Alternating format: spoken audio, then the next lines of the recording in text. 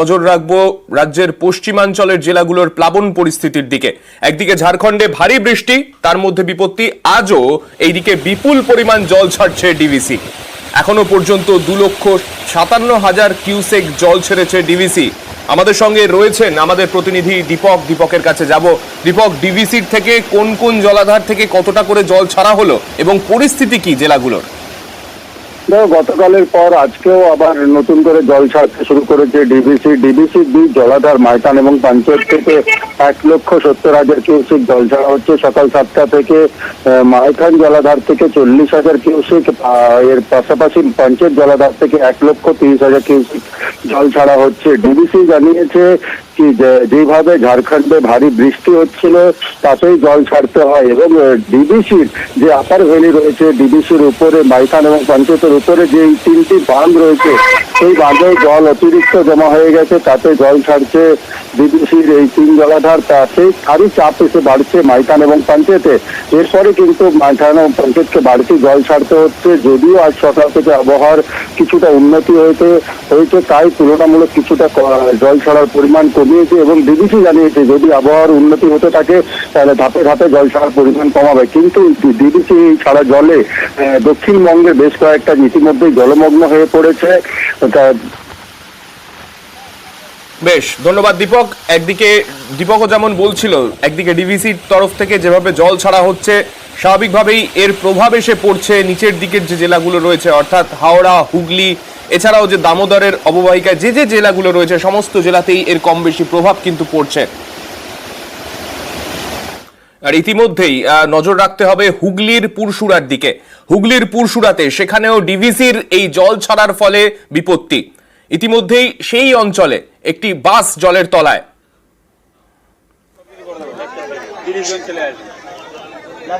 ডিভিসির জলে বিপত্তি হুগলির পুরসুরায়, জল বেড়ে বিপত্তি। এলাকায় সকাল থেকেই জল আস্তে আস্তে বাড়ছে। গতকাল রাতেই প্রশাসনের তরফে এলাকা ছাড়ার জন্য প্রচার করা হয়, সাধারণ মানুষ যাতে এলাকায় না থাকেন সেই প্রচার করা হয়। তার মধ্যেই সকালে যাত্রীবাহী বাস সেখানে আটকে পড়ে। পরে নৌকা নিয়ে এসে উদ্ধার করতে হয় বাসের যাত্রীদের।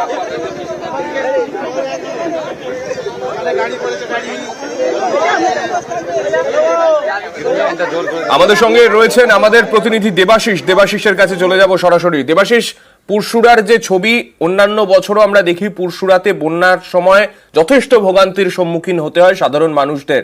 আজকে এখন একদিকে আকাশে রোদ রয়েছে, সেই ছবিও দেখতে পাচ্ছি, পাশাপাশি ডিভিসির জল ছাড়ার কারণে এই রকম বিপত্তি। যারা স্থানীয় মানুষ কতটা ভোগান্তির সম্মুখীন হচ্ছেন তারা?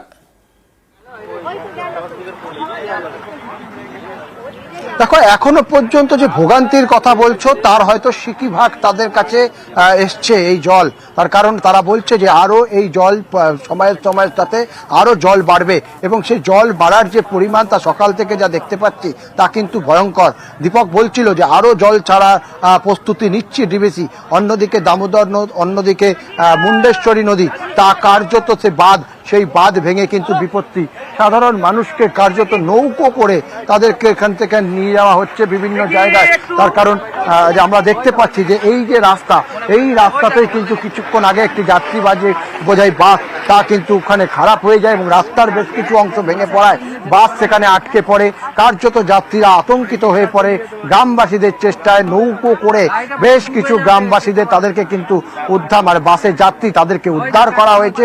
উদ্ধার করে এই মুহূর্তে বাসটিকে ঠেলে অন্যত্র যে স্থলভাগ সেখানে নিয়ে গেছে। আমি সেই ছবি তোমাকে এখন দেখাচ্ছি লাইভে, যে এই অঞ্চল আমি যেখানে দাঁড়িয়ে আছি তার ঠিক উল্টো দিকের অঞ্চল গোপীমোহনপুর, সেই এলাকা কিন্তু কার্যত বিচ্ছিন্ন।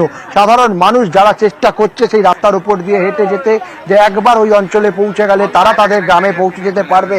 তার কারণ যে ভয়ঙ্কর পরিস্থিতি হচ্ছে, তাদের পরিবারের লোকেরা সেখানে রয়েছে, তাদের পাশে দাঁড়াতে সেইভাবেই একেবারে জীবন হাতে নিয়ে তারা কিন্তু সেই রাস্তা দিয়ে যাচ্ছে।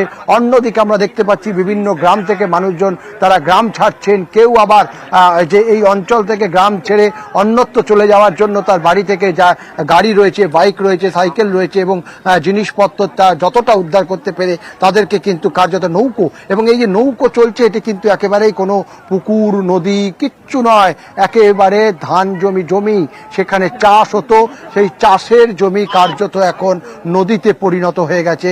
সেখানে প্রায় 2 মানুষ সমান জল ইতিমধ্যেই কিন্তু দেখা যাচ্ছে। ফলে গ্রামবাসীদের উদ্ধার কার্যে নৌকো নামানো হয়েছে।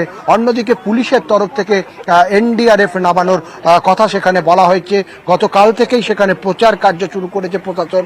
তার কারণ প্রচার করা হচ্ছে যে এই এলাকায় যারা রয়েছেন তারা যেন দ্রুত এলাকা ছেড়ে দেয়, ত্রাণ শিবির রয়েছে সেখানে যেন তারা চলে যায়। ফলে বেশ কিছু মানুষকে এখনো পর্যন্ত উদ্ধার করা হয়েছে, আর যারা আছে তারা একে একে নৌকোর সাহায্যে তারা কিন্তু তাদের এলাকা বা তাদের বাড়ি, তাদের গ্রাম ছেড়ে অন্যত্র যেখানে স্থলভাগ সেখানে একেবারে পৌঁছানোর চেষ্টা চালাচ্ছে।